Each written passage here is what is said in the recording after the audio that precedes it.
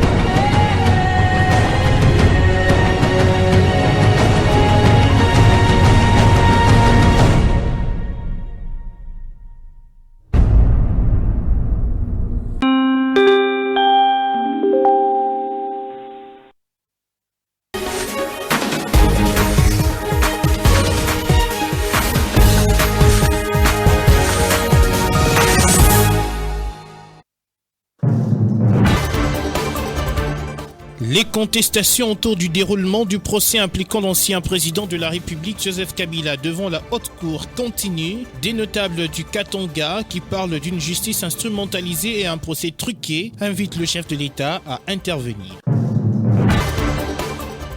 L'inflation se porte bien à Kinshasa, la nourriture devient de plus en plus chère alors que les revenus de la population restent intacts, une situation qui inquiète la population.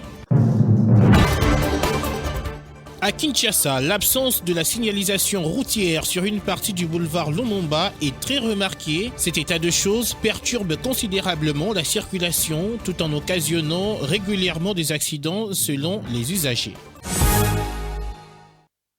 Bonsoir à tous, bienvenue dans cette édition du journal sur Digital Congo pour vous informer.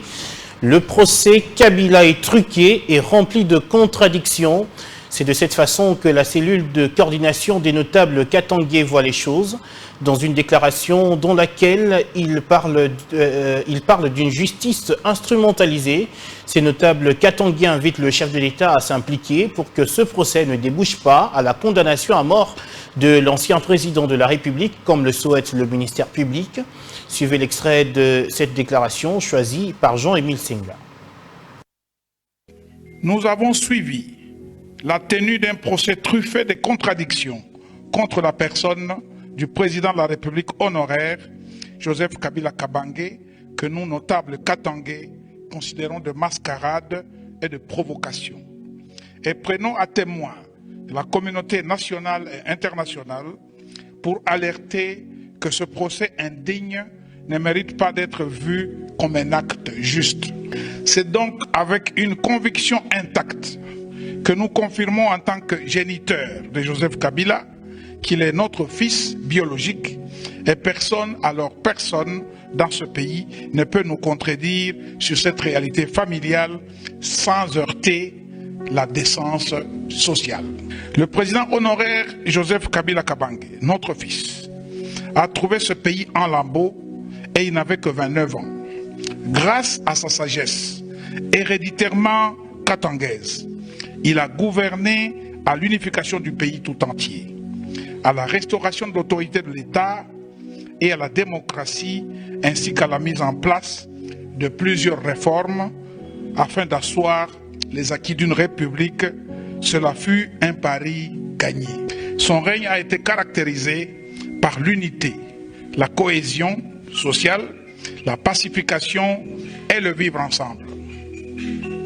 Retenons aussi qu'à la fin de son mandat, soucieux du bien-être de la population et de la paix pour celle-ci, le président honoraire Joseph Kabila Kabange, notre fils, est compté parmi les grands hommes dont l'Afrique est fière d'avoir procédé à une alternance pacifique en faisant vivre le Congo l'événement d'un président entrant et un président sortant pour la toute première fois de notre histoire.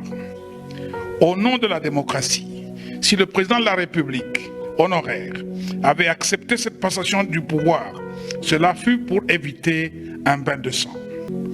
Cette condamnation à mort ne traduit pas seulement une injustice individuelle, mais elle est collective et constitue une atteinte directe à la mémoire katangaise, à l'honneur et à la reconnaissance que la nation entière doit à celui qui a pacifié le pays tout entier. Nous demandons au chef de l'État, son Excellence Félix Antoine Tshisekedi Tshilombo, le garant du bon fonctionnement des institutions de la République et le magistrat suprême, d'œuvrer pour l'annulation de ces procès pour l'intérêt supérieur de la nation. Il faut dire que son procès continue de susciter des réactions dans tous les sens. Certains hommes politiques de l'opposition ne digèrent pas le développement de cette affaire judiciaire qui implique donc l'ancien chef de l'État Joseph Kabila, un procès que d'autres opposants comparent à un cirque. L'Ensemble pour la République de Moïse Katumbi, la Mouka de Martin Fayoulou et d'autres forces de l'opposition parlent d'une tentative délibérée d'écarter un acteur clé de la vie politique en RDC. On voit cela avec John Zati. En République démocratique du Congo, on a besoin de la cohésion nationale. Les langues se délient et c'est le professeur Dr Emmanuel Ramazani Shadari, secrétaire permanent du PPRD, qui se prononce.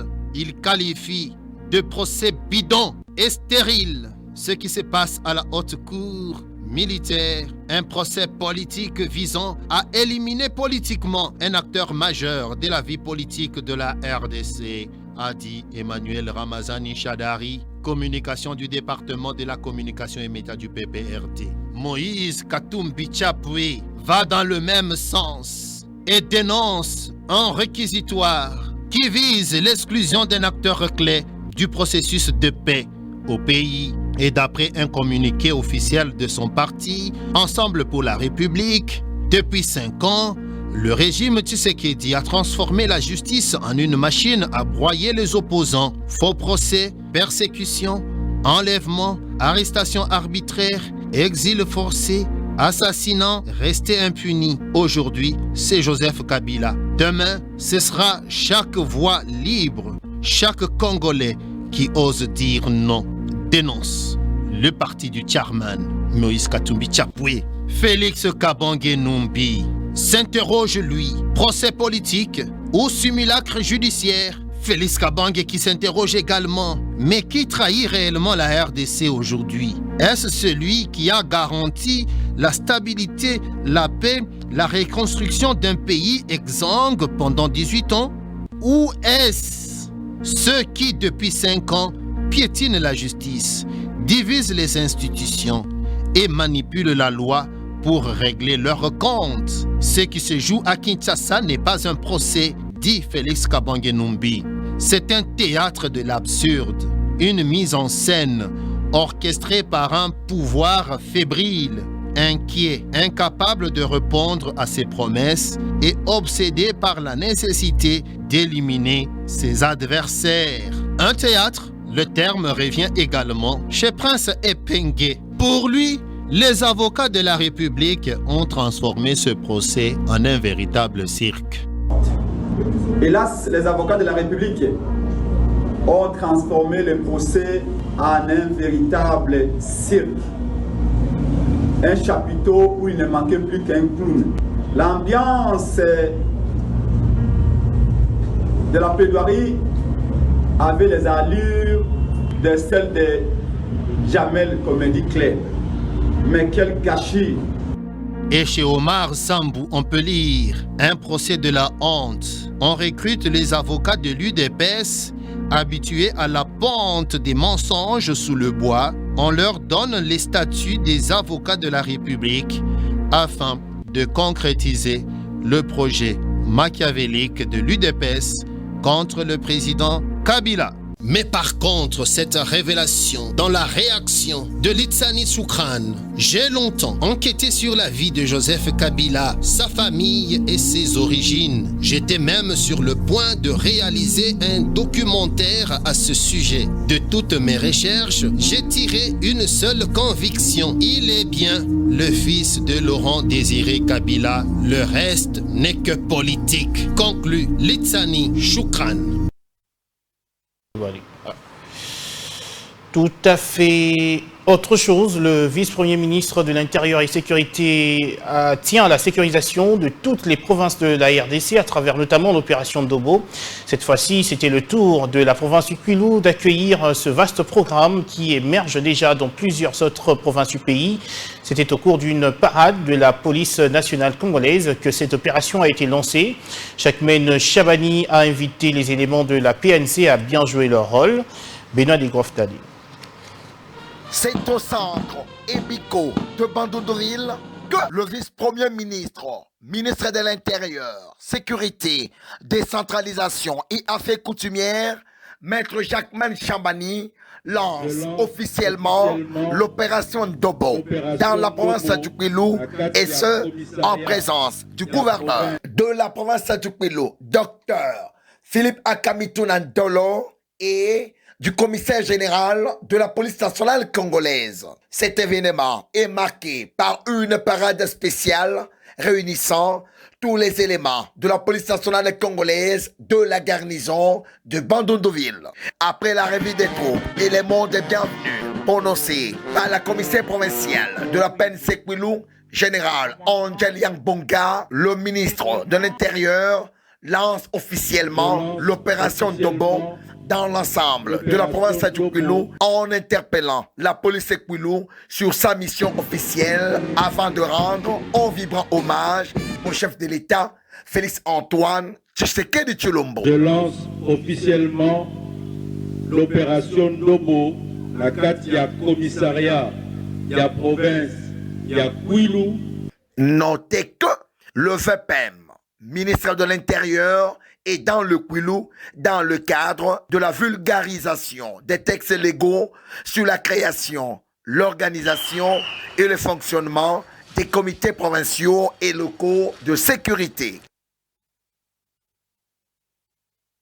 Direction maintenant la province de l'Ituri, où plus de 70 éléments des milices d'autodéfense Zaïre et Convention pour la Révolution populaire CRP de Thomas Lubanga se sont rendus aux forces armées de la RDC la semaine dernière. La cérémonie relative a eu lieu dans l'agglomération de Djaïlo, se trouvant dans le territoire de Djougou.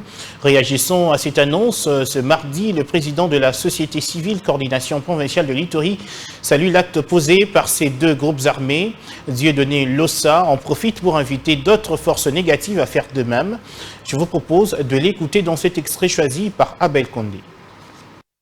Nous tenons à saluer l'engagement des miliciens d'autodéfense de remise d'armes à Mabanga, à Dala et à Dego. Il y a lieu d'éviter le PDDRCS à faire diligence afin d'organiser la réinsertion des ex-miliciens, y compris la première vague de démobilisés qui compte plus de 1376, dont 30 femmes à Mabanga, à Katoto, et cela depuis janvier 2025. De l'occasion, la société civile demande à Codeco, FPIC, Chiniatuna et FRPI de déposer également leurs armes qui ne cessent de verser le sang innocent des Ituriens. Le programme alimentaire mondial, en collaboration avec le ministère de la Santé publique, Hygiène et Prévoyance sociale, a lancé mardi 26 août à Kinshasa le programme, la campagne dénommée « Faire de 1000 premiers jours de l'enfant un bon départ de la vie ». Cette campagne sera basée dans 5 provinces de la RDC avec pour objectif de promouvoir les pratiques nutritionnelles adéquates auprès des personnes en situation de malnutrition. Trésor Ngoudia et Olivier Abedi pour les détails. Promouvoir les pratiques nutritionnelles adéquates auprès de personnes en situation de malnutrition. Voilà donc l'objectif général de la campagne Faire de 1000 premiers jours un bon départ de la vie, lancée mardi 28 août 2025 à Kinshasa, organisée par le Programme alimentaire mondial en collaboration avec les ministères de la Santé publique en marge de la Journée internationale de l'alimentation qui sera célébrée le 16 octobre prochain avec comme thème « Main dans la main pour des aliments et un avenir meilleur ». Dans ce mot de lancement, le représentant du ministère de la Santé publique qui a présidé cette cérémonie a exprimé la volonté du gouvernement à offrir à chaque enfant un bon départ de la vie. Nous affirmons l'ambition du président de la République à qui nous rendons nos hommages les plus déférents pour son engagement en faveur des enfants et surtout de faire des 1000 premiers jours un socle solide, très solide même, pour chaque enfant. Pour le directeur général adjoint du PAM, rater les 1000 premiers jours de l'enfant, c'est rater toute la vie d'un individu. Comme on l'a aussi présenté, suivi, vous voyez que si ces 1000 jours sont ratés, alors c'est quasiment toute la vie de l'individu qui est ratée parce que cet individu il va grandir avec des capacités cognitives réduites. Selon les récentes évaluations, 47,9% d'enfants des 0 à 59 mois souffrent d'un retard de croissance, 8,2% souffrent d'émanciation et 26,7% souffrent d'insuffisance pondérale en République démocratique du Congo. Cette campagne sera basée dans 5 provinces, soit au Tanganyika, Kasai, Ituri, Nord et Sud Ubangi, pendant une durée de 3 mois, soit du 26 août au 20 novembre 2025, avec comme objectif spécifique organiser un ensemble d'activités pour inciter les populations à améliorer leurs connaissances sur la prévention et la prise en charge de la malnutrition et inciter chaque acteur à jouer son rôle dans la chaîne de la sécurité alimentaire. Et pendant ce temps, le pouvoir d'achat des Quinois continue à aller décrescendo chaque jour qui passe. L'inflation des biens de première nécessité asphyxie les ménages qui ne savent plus manger à leur faim. Illustration dans le petit marché Rail, dans la commune de Lingwala, où cette situation est également décriée. Yvonne Amouri et Josué Mazoa pour le reportage. À Kinshasa, capitale de la République démocratique du Congo, s'approvisionner en denrées alimentaires est un véritable casse-tête pour de nombreux ménages. Les prix augmentent constamment. Les cas du petit marché Rail dans la commune de Lingwala. Quelques femmes rencontrées déplorent les coûts élevés de denrées de première nécessité tels que le poisson salé, les légumes et autres.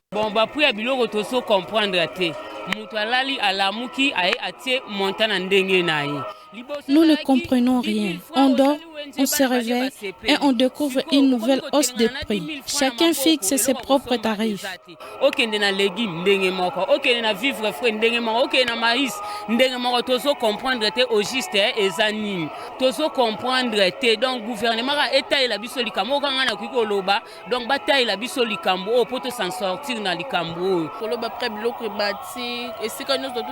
Tout est en os. Partout où nous allons, il n'y a rien de moins cher. Que ce soit là où nous achetons pour revendre ensuite, les prix ne cessent d'augmenter. Ce qui nous oblige aussi à augmenter les nôtres.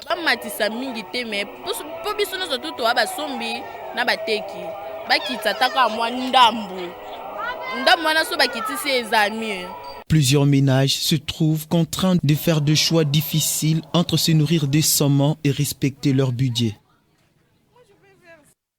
Certaines femmes se sont décidées de briser le mythe et affronter les professions qui jadis étaient à tort ou à raison réservées uniquement aux hommes. C'est par exemple le cas d'Elisabeth Kavira qui, aux côtés d'autres femmes, manipule différentes machines dans le cadre des travaux de modernisation de plusieurs infrastructures dans la ville de Beni au Nord Kivu. C'est un élément de Merveille Calmer, notre correspondant dans la région. Après une formation accélérée, Elisabeth Kavira œuvre actuellement sans difficulté au sein de la société des services Viumbira. Elle est affectée aux travaux de modernisation de l'aéroport de Beni-Mavivi. C'est en charge et aplani. Nous sommes à l'aéroport de Mavivi. Que mes soeurs se lancent dans ce genre de travaux, je me sens à l'aise parmi les hommes. Grâce à mon salaire, je paye les études des enfants, paye mon loyer et m'habille. Le chef de chantier à cet aéroport reconnaît le mérite de cet employé. L'ingénieur Dieu merci Mirembe dit ne pas être en mesure de différencier le travail effectué par un homme ou par une femme. Elle est plus professionnelle que Jacques. Ce n'est pas les genres qui comptent, mais c'est la grandeur de son âme, de sa capacité de pouvoir donner le tout et de sortir les meilleurs de lui. La physionomie est féministe, mais quand elle est en train de travailler, il n'y a pas de différence entre hommes et femmes. Elle est plus professionnelle. Ces tableaux mentionnent donc une certaine évolution dans la lutte pour la responsabilisation et l'autonomisation de la femme menée par plusieurs structures. Le ministre des Infrastructures et Travaux Publics durcit sa lutte contre les érosions. Lundi, John Banzalunda a inspecté plusieurs travaux de lutte anti-érosif dans la ville-province de Kinshasa et tout avance dans les normes. Il en a profité pour lancer les travaux de modernisation de l'avenue Kassavubu dans la commune de Kimbanseke, longue de 3 km, exercée par l'entreprise Ashura Blanchard Bambé. On tournait sur plus de 10 chantiers pour évaluer l'avancement des travaux d'infrastructure sous la gestion de l'Office d'ivoirie et drainage OVD. John Bonza, ministre des Infrastructures et Travaux Publics, a débuté sa visite au Kamunganga situé dans la commune d'Ngalema. Sur l'avenue Mamayemo, les habitants n'ont pas caché leur satisfaction aux efforts du gouvernement pour améliorer les conditions de vie. Ici, les travaux de construction des caniveaux évoluent bien malgré les contraintes liées au terrain. Accompagné des responsables de l'Office d'ivoirie et drainage OVD, du Bureau technique de contrôle BTC et du Fonds national d'entretien routier FONER, le ministre a poursuivi sa visite d'inspection sur l'avenue Lalou, à Mbinja Delvaux, où l'entreprise Aroncefou s'emploie aux travaux de lutte anti-érosive pour maîtriser cette érosion qui date de plusieurs décennies. Masikita, Dumez, Zamba Telecom, Bolikangu et Kimwenza et Kindele ont fait aussi l'objet de cette visite. Partout où il est passé, le ministre de CTP, John Bonza, a instruit l'accélération des travaux avant l'arrivée des pluies. Omonaki ba embouteillage oyo eza ba kilomètre na ba kilomètre. Lelo oyo tozo tala ba érosion oyo na décision ya mokonzi ya mboka azwaki que il faut tozwa ba mesure avant que ba mbula ebanda konoka. To éviter ba catastrophe ndenge yaki. Ndenge tozwaki yango na avril tozwa ba makama wana ti. Yango wana tozosala inspection ya ba site toza na 10e site sikoyo tozokontinue na Ojelos ti na Kibateke. Donc population tozosenga batia maboko na bato bazosala mosala awa baevite kobebisa baouvrage yango, baevite kobwaka basalite na bacanalisation. Ezali baouvrage public esengeli tobatela yango biso nyonso, tobatela mbongo oyo mokonzi ya mboka atie po atonga bacanalisation nyonso eza mbongo ebele. Pour boucler la boucle, John Bonza, ministre des Infrastructures et Travaux Publics, a procédé au lancement des travaux de modernisation de l'avenue Kassavubu dans la commune de Kimbanseke, longue d'environ 5 km. Travaux exécutés par l'entreprise Ashura sous la surveillance de l'Office de voirie et drainage. Et parlons aussi de la signature d'un protocole d'accord entre le ministère de la formation professionnelle et l'Institut de Shandong Business dans le cadre de la coopération RDC-Chine.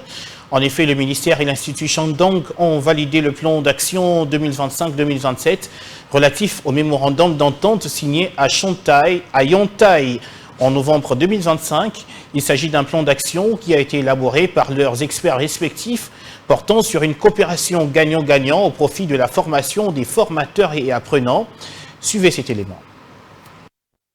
Le ministère de la formation professionnelle, conduit par le ministre d'État Marc Ekila Likombo, a conclu ce lundi 25 août 2025 un partenariat stratégique avec l'Institut de Shandong Business de Chine, représenté par Sun Yulin. Cet accord s'inscrit dans la continuité du mémorandum de coopération signé en novembre 2024 à Yantai en Chine, en marge de la conférence mondiale sur le développement de l'enseignement professionnel et technique, tenue du 20 au 22 novembre 2024 à Tianjin, qui connaît donc une étape cruciale en ce mois d'août 2025, s'agissant du point de sa mise en œuvre. La cérémonie tenue en présence de la secrétaire générale, de l'inspecteur général, du directeur de cabinet du ministre d'État ainsi que de plusieurs conseillers sectoriels marque une étape décisive dans la mise en œuvre des engagements bilatéraux. L'accord porte sur la réalisation conjointe des projets de formation et de recherche, les échanges de formateurs et d'apprenants, la mise en place de formations conjointes, la co-construction de filières spécialisées et des contenus pédagogiques. Également le renforcement des compétences des formateurs. À travers cet engagement, les deux parties ambitionnent de faire de la coopération sino-congolaise un modèle de référence pour la coopération sino-africaine en matière de formation professionnelle et technique, conformément au plan d'action Chine-Afrique 2025-2027. Dès 2025, il faut dire que plusieurs actions concrètes sont prévues, notamment la création d'un groupe de travail bilatéral sur la formation professionnelle, l'évaluation des besoins de formation des formateurs, l'envoi en Chine de formateurs congolais pour des stages en technologie de l'information, l'accueil d'apprenants congolais dans 3 spécialités pour des échanges d'une durée de 1 à 3 mois, également l'harmonisation et le développement de contenu de cours pour les formateurs. Au terme de la signature, la partie chinoise a offert des présents symboliques au ministre d'État Marc Ekilali Kombo, saluant son leadership visionnaire qui a permis de conclure ce partenariat porteur d'avenir pour les 2 pays.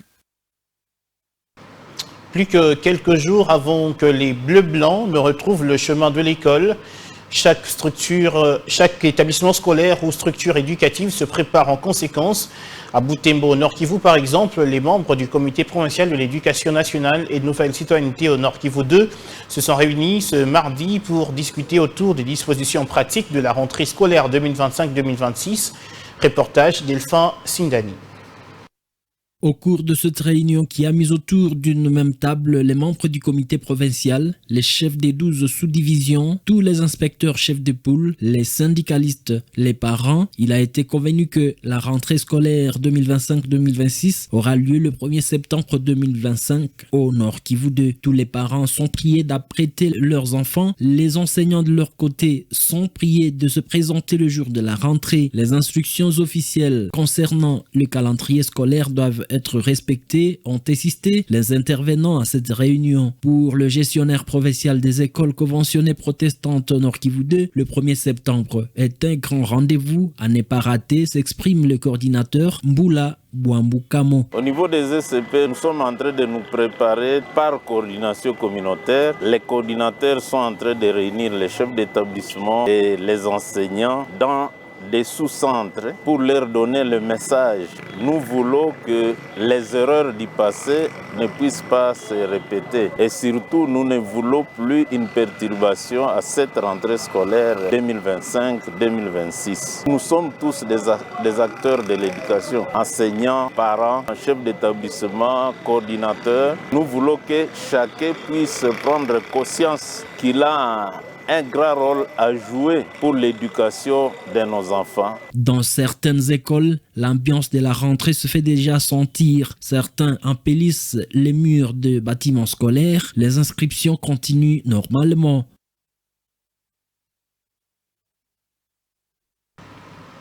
On retourne à Kinshasa pour vous parler d'un fait qui peut être fatal pour les conducteurs d'engins roulants ou des piétons. Il s'agit de l'absence de la signalisation routière sur une partie du boulevard Lumumba dans la commune de Lancélé qui perturbe la circulation tout en occasionnant régulièrement des accidents selon les usagers. On en parle avec Anita Mwadi.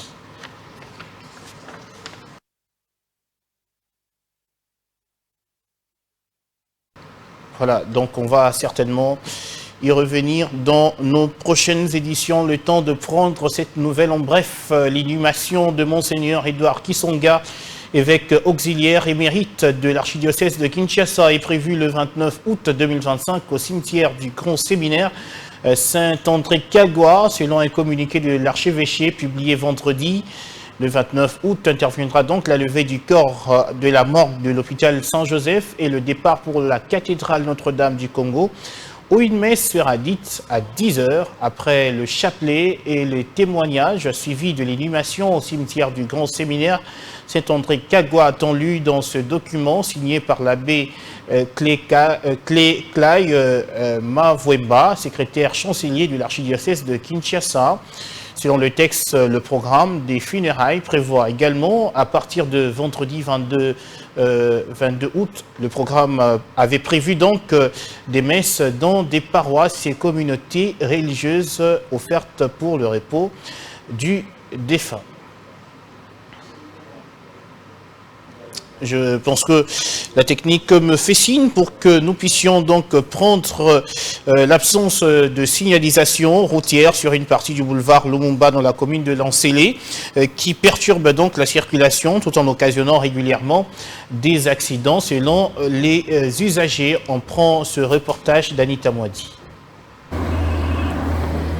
Nous sommes sur les boulevards Lumumba, à hauteur de l'aéroport de Ndjili. Sur place, à première vue, l'on peut constater l'absence des signalisations routières, à savoir les panneaux, des marquages sur la chaussée, situation qui rend difficile à traverser pour le piéton. Si vous observez bien, vous remarquerez qu'il n'y a pas de séparateur à ce niveau des boulevards Lumumba. Il y a extrêmement d'accidents ici. Les passagers ne savent pas comment traverser par manque de passerelles. Nous sommes vraiment en difficulté et demandons que l'État prenne vraiment en compte cette situation. En tout cas, personnellement, j'ai du mal à traverser. J'ai très peur de cette route, déjà très vaste. Traverser ainsi, c'est trop de risques. Aucune signalisation permettant aux usagers de traverser, pire encore la nuit. La seule solution est de penser à placer un séparateur sur ces tronçons. Imaginez-vous que même les soldats ont aussi du mal à traverser. En principe, on devrait placer des roulages d'ici pour une paix commune. Les conducteurs aussi sont confus. Ils affirment être exposés au cas d'accident des circulations. Ce que nous avons remarqué au tronçon Badara jusqu'à Terre Jaune, conduire des côtés sans une bonne vision est un danger permanent. Difficile de passer une semaine entière sans assister à des accidents routiers. J'en ai vécu ici, de motos, de véhicules. Les autorités sont conscientes de cette situation parce qu'ils empruntent cette direction pour leurs enterrements en allant à Kinkole déguster les maboké. Ici, pour traverser, vous devez être en groupe. Nous souhaitons voir des séparateurs sur ce boulevard du côté de l'aéroport. À en croire les témoins, ces tronçons du boulevard Lumumba, compris entre l'aéroport de Ndjili et l'arrêt des bus Terre Jaune, fait de nombreuses victimes. Et de pertes en vies humaines et de blessés graves sont enregistrés régulièrement. À cela s'ajoute le manque d'éclairage public ou encore l'absence de la police routière pour mieux réglementer la circulation sur ces tronçons. En dehors de nos frontières, les étudiants de plusieurs universités publiques de Brazzaville, dont Marien Gouabi, haussent le ton contre la hausse des frais académiques qui sont en effet passés de 10 500 à 21 000 francs CFA au niveau licence, de 31 000 à 50 000 francs CFA au niveau master et 50 000 à 100 000 francs CFA au niveau doctorat. Les autorités académiques, de leur côté, expliquent que cette augmentation par la délivrance de diplômes ou de la carte d'étudiant. Abel Condé. C'est la cour d'école normale supérieure, un établissement qui dépend de l'université Marien Gouabi de Brazzaville, est encore en calme en cette période des vacances. Le silence qui règne est bientôt interrompu par un groupe d'étudiants venus s'y retrouver pour exprimer son mécontentement face à l'augmentation des frais d'inscription au sein de la faculté. À l'université Marien Gouabi, la direction ne fait rien pour améliorer la situation. Elle se contente d'augmenter les frais sans nous consulter pour des raisons que nous ignorons, affirment des étudiants. De son côté, la direction de l'université explique que cette réforme ne vise en fait qu'à regrouper différents frais déjà imputés aux 45 000 étudiants, y compris ceux qui concernent la délivrance des diplômes ou de la carte d'étudiant. Alors qu'à un mois de la rentrée universitaire, les syndicats étudiants n'ont pas encore pris position sur la question. Nombreux sont ceux qui, sur le campus, demandent le retrait de ces décisions. L'an dernier, le cours avait été perturbé par 3 mois de grève des enseignants. Toujours à l'international, la France a rendu au Madagascar 3 crânes de l'ethnie Sakalava, dont celui d'un chef Toera, emporté comme trophée par les troupes françaises pendant les premières heures de la colonisation à la fin du 19e siècle. Cette remise symbolique aux autorités malgaches a eu lieu ce mardi au ministère de la Culture à Paris, en France. Commentaire Fifi Kouchipan. C'est une cérémonie historique pour le Madagascar. Après plusieurs années de réclamation, les 3 crânes de l'ethnie Sakalava, emportés par les troupes françaises comme trophée pendant les premières heures de la colonisation, à la fin du 19e siècle, finalement restitués. Parmi ces restes humains, celui du roi Toera, décapité lors d'un massacre en 1897. Cette cérémonie de remise symbolique aux autorités malgaches a eu lieu au ministère de la Culture à Paris. Ils retrouveront l'île pour leur inhumation. Le ministre de la Culture du Malgache, Volomiranti Dona Mara, a salué ce geste d'une portée immense. L'absence de ces restes humains était une blessure pour l'île malgache depuis 128 ans et aujourd'hui, la France referme cette blessure. Notez que cette restitution a été décidée lors de la dernière visite d'Emmanuel Macron en avril dernier à Madagascar. Elle marque la toute première application en France de la loi de 2023 qui facilite le retour des restes humains. Les collections publiques étant inaptes inaliénable, il fallait avant tout passer par une loi. Désormais, un décret suffit, après une demande officielle du pays d'origine et l'examen d'un comité scientifique. Ce journal est terminé, mesdames, messieurs. Merci à tous de nous avoir suivis. Je vous retrouve demain à 19h30 avec le même plaisir. Au revoir.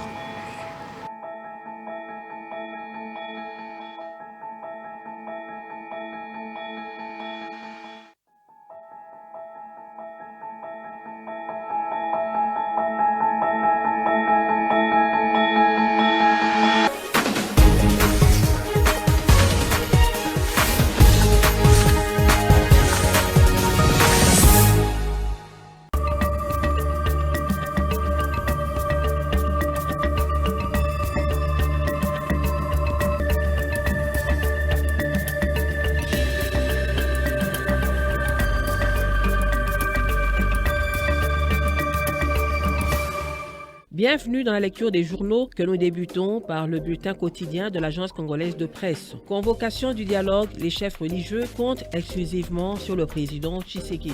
Les chefs des confessions religieuses congolaises sont décidés de compter exclusivement sur le président Félix Tshisekedi pour la convocation régulière en RDC d'un dialogue inclusif pour une paix garantissant la souveraineté du pays et le caractère constitutionnel de ses assises, ont-ils écrit le lundi dans un communiqué. Ils ont par ailleurs promis de lancer un vibrant appel aux partenaires internationaux pour une reconnaissance officielle de ce processus national, holistique et inclusif de paix, dont les 4 grandes étapes ont été dévoilées. Cette feuille de route comprend, ont précisé les chefs religieux, le mois de la paix pour un climat de confiance mutuelle et de décrispation politique, le dialogue des experts pour l'élaboration des feuilles de route pratiques du redressement, le dialogue proprement dit qui représente le point culminant du processus en 2 axes, à savoir l'obtention du consensus des acteurs politiques et des forces vives de la nation autour des différentes feuilles de route du redressement rapide et du développement accéléré de la RDC, ainsi que l'axe du dialogue politique. Enfin, la 4e et dernière étape de ce processus sera constituée, selon les confessions religieuses, de la conférence internationale sur la paix et le bien vivre ensemble dans la région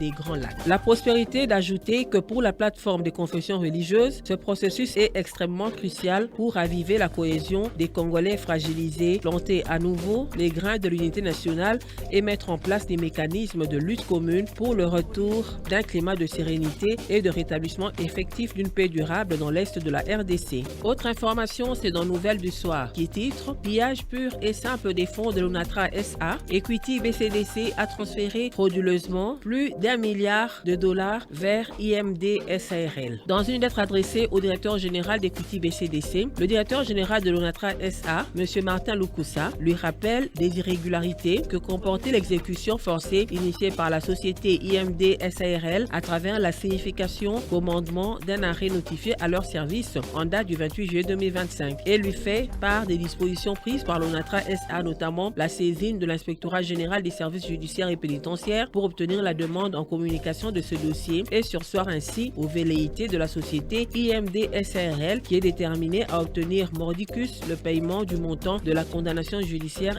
unique décrétée contre Equity BCDC. Une forme de pillage pur et simple des ressources financières de l'État congolais sur ce transfert frauduleux. L'ONATRA SA exige à Equity BCDC d'extourner sans condition les écritures ayant conduit au débit de son compte sous peine des poursuites judiciaires et va déconsidérer ses rapports et clôturer ses comptes avec elle.